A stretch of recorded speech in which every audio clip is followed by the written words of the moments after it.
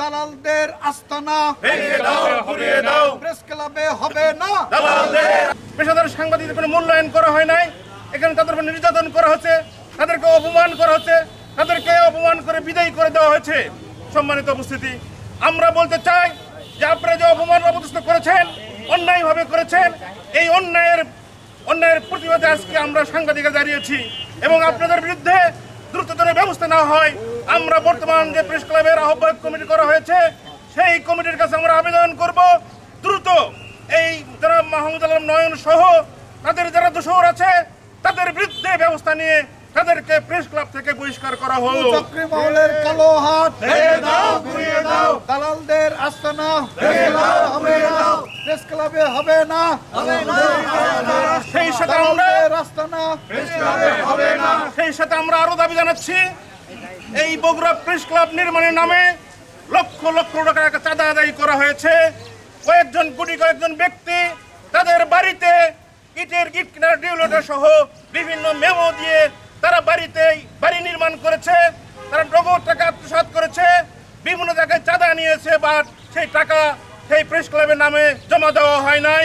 সেই সাথে 15 বছর ধরে কয়েকজন সাংবাদিক বিভিন্ন সরকারি দপ্তর, বেসরকারি দপ্তর, বিভিন্ন প্রতিষ্ঠানে চাঁদা তোলা হয়েছে। এই চাঁদাবাজদের প্রেস ক্লাব থেকে বহিষ্কার করতে হবে।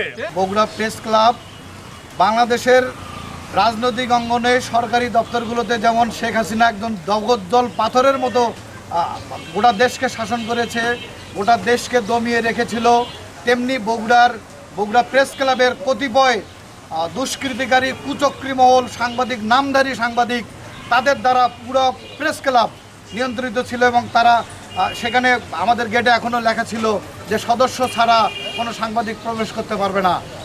এইটা একটা জুলুম এবং জুলুমবাজদের এটা একটা আমি আয়নাঘরের সাথে তুলনা করি। এটা সেই আয়নাঘর, বগুড়ার আয়নাঘর।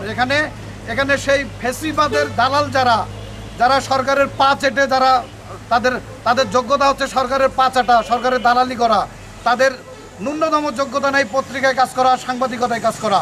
তারা সাংবাদিকদের সম্মানের এই পেশাটাকে তারা অসম্মানিত করেছে এবং মানুষের কাছে সাংবাদিকদের দালাল হিসেবে তারা চিহ্নিত করেছে। আমরা আজকে দাঁড়িয়েছি সেই দালালদের বগুড়া প্রেস ক্লাব মুক্ত করার জন্য। আর আপনারা সবাই জানেন যে 20 বছর, 25 বছর, এমনকি তার চেয়ে অধিক বছর বয়সের সাংবাদিকতার অভিজ্ঞতা আছে, তাদেরকে এই নয়ন গংরা এখানে তাদেরকে সদস্য করে নেয়নি।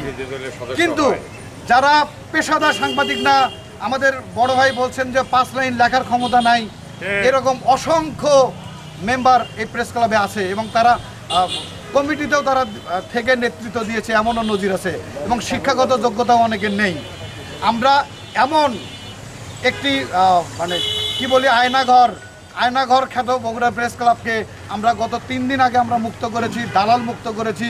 আমরা এখন চাইব, এখানে নতুন একটি আহ্বায়ক কমিটি গঠন হয়েছে, এই কমিটির মাধ্যমে আমরা চাইব, আমাদের এই কমিটির কাছে দাবি, অবিলম্বে অপেশাদার অসাংবাদিক যারা এই প্রেস ক্লাবের সদস্য আছে তাদেরকে অবিলম্বে বহিষ্কার করতে হবে এবং যারা পেশাদার সাংবাদিক আছে তাদেরকে বৈধ পন্থায় তাদেরকে সম্মানের সহিত সদস্যপদ দিতে হবে।